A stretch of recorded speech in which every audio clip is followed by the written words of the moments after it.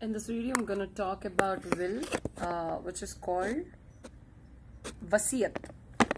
So, what is the meaning of a will? Will means determination, the mental power of choice, command, testamentary disposition, the disposition or declaration by which the person making it, he is called testator, provides for the distribution or administration of the property after his death. It is always revocable by him.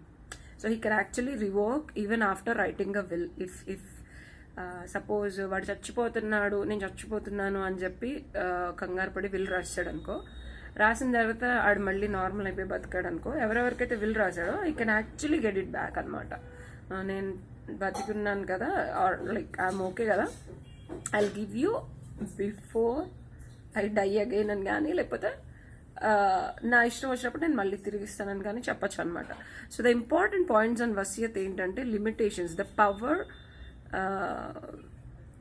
Limitations. అంటే ఒక విల్కి ఏమేమి limitations ఉంటాయంటే, the power of a Mohammedan to dispose the property by will is limited to 2 ways. So 2 రకాలుగా ఉంటాయి. అదేంటంటే he can not bequeath అంటే leave to the person or other beneficiary by will.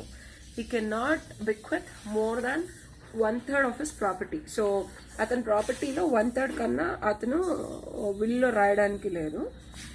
He cannot bequeath to his own heirs. So heirs అంటే వాళ్ళే లీగల్గా ఎవరైతే ఆ will ఆస్తికి హక్కుదారులు ఉంటారో వాళ్ళు. So the object of the above 2 limitations is to save the interest of the other heirs. ఇప్పుడు ఒక ముసలాయన ఉన్నాడు అనుకో, ఆయన చాలా ఆస్తి, ఎగ్జాంపుల్ 1 కోటి రూపాయలు సంపాదించాడు. సో ఆ 1 కోటి రూపాయల్లో ఓన్లీ 1/3 అంటే 30 lakhs 33,333 రూపీస్, యాక్చువల్లీ 1/3 అంటే. సో ఆ 1/3 ప్రాపర్టీ మాత్రమే ఆయన విల్లులో రాయడానికి ఉంటుంది. ఎందుకంటే మొత్తం రాసాడు అనుకో, మరి ఒకవేళ ఆయనకు పిల్లలు ఉంటే మిగిలిన పరిస్థితి ఏంటి? అండ్ ఆస్తి మొత్తం ఒక్క పిల్లాడికే రాయడానికి కూడా లేదు. So it has to B evenly distributed with the other kids as well. So ఇవి ఈ 2 లిమిటేషన్స్ ఉన్నాయి విల్లులో. సో ఈ లిమిటేషన్స్ యొక్క మూల కారణం ఏంటంటే, మిగిలిన బిడ్డలకు కూడా ఈక్వల్గా ఆస్తిలో హక్కు ఉండడానికి అనమాట. లేకపోతే పాపం అదర్స్ వాళ్ళు ఉండటానికి తినడానికి కూడా లేదనుకో, పాపం వాళ్ళు ఇబ్బంది పడతారు కదా. సో అందుకు మాత్రమే ఈ లిమిటేషన్స్ పెట్టారు. ఒక ఆయన ఉన్నాడు, ఒక ముసలాయన ఉన్నాడు ఏ అని, ఆయనకు 1,00,000 రూపాయలు ఉన్నాయి. So so the principal of 1/3 property, 1/3 అని ఎందుకు పెట్టారు విల్లో రాయాలి అని అంటే,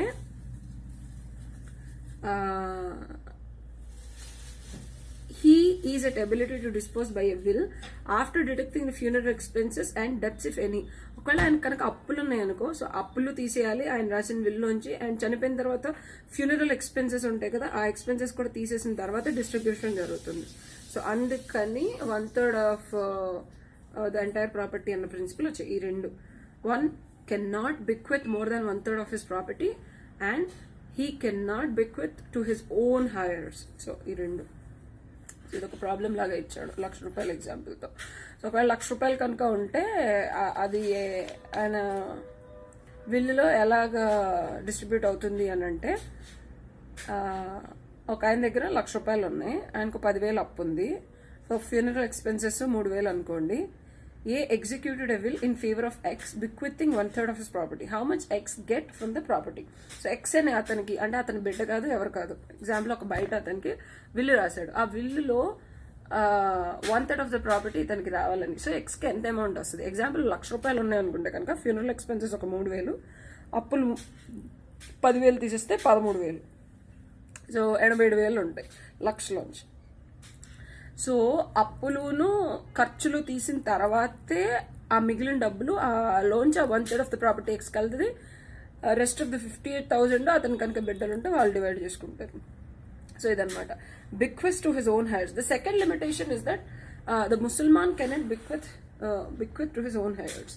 ఇది ఎందుకంటే వాళ్ళ ఓన్ బిడ్డలు ఒక్కళ్ళకే రాయద్దు కంప్లీట్ ప్రాపర్టీ అని అనమాట, origin of the rule.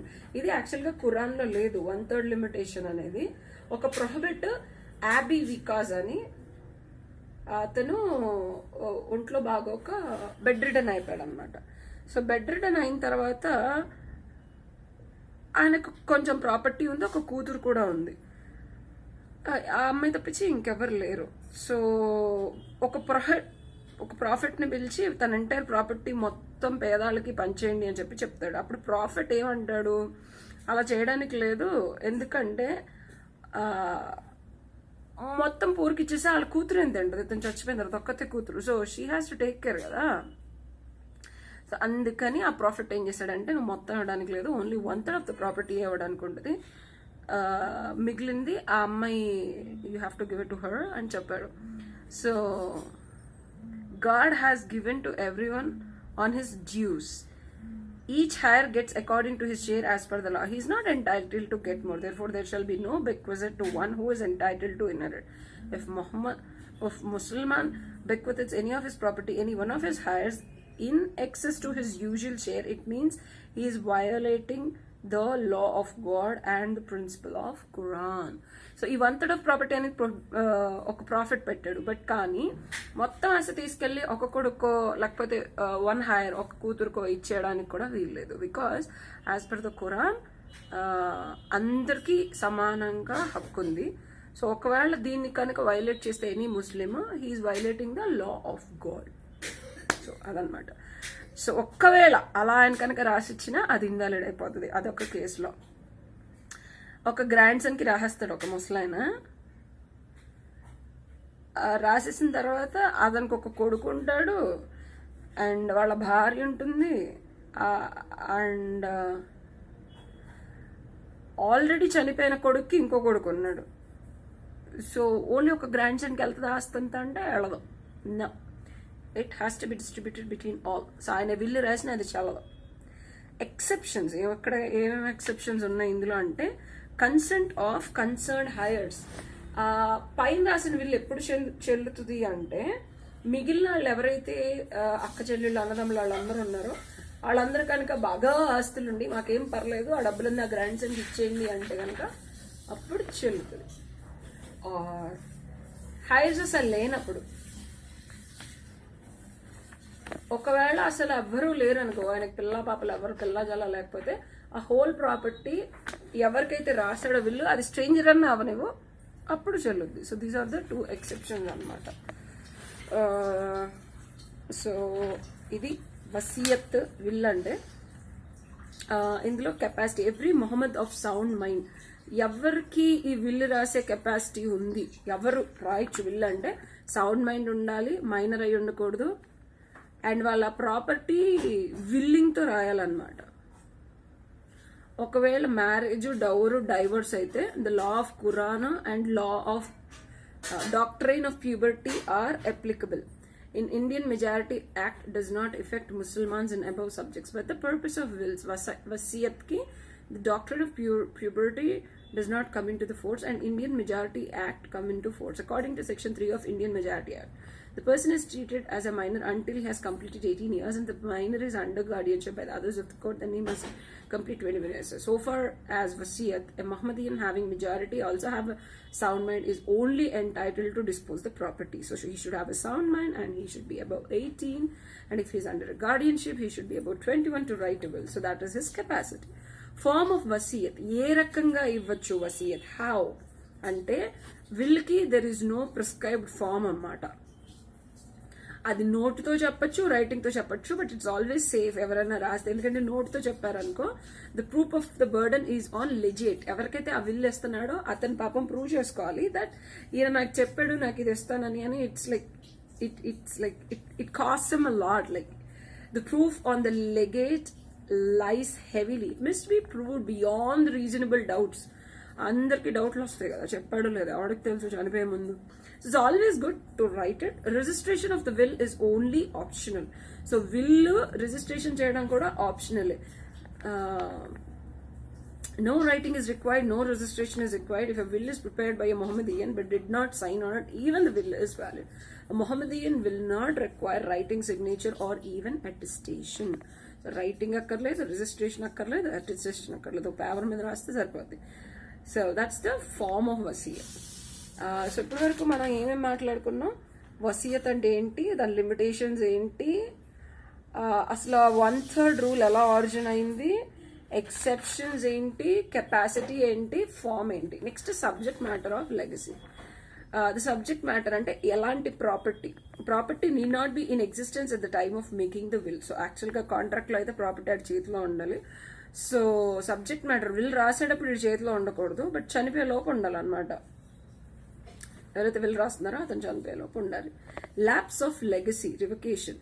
And so will రాసిన తర్వాత ఏ సిచ్యువేషన్స్లో టెస్టేటర్ మళ్ళీ తీసేసుకోవచ్చు, లేదా నాకు ఇచ్చి అని చెప్పి ఎప్పుడు చెప్పచ్చు అంటే, వసియత్, the testator may revoke his వసియత్ by expressed or implied manner. Person whom the legacy is made by testator. ఎవరికైతే విల్ రాశారో అతను విల్ రాసిన ఆయన కన్నా ముందే చచ్చిపోయాడు అనుకో, మళ్ళీ ఈయన ఆస్తి ఆయనకు వచ్చేస్తుంది.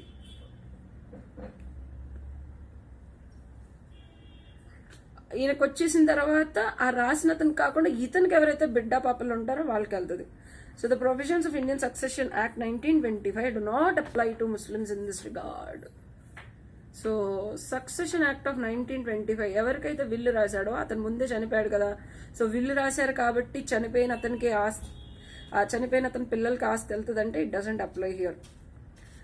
చనిపోయాడు కాబట్టి ఎవరైతే విల్లు రాశారో వాళ్ళ పేరు మీదకి వెళ్ళిపోతుంది, అండ్ ఎవరైతే విల్లు రాశారో వాళ్ళకి పిల్లలు ఉంటే కనుక వాళ్ళు డిస్ట్రిబ్యూట్ చేసుకుంటారు, కానీ చనిపోయిన అయినా పిల్లలు కాదు. బెక్వెస్ట్ టు అన్బోర్న్ పర్సన్.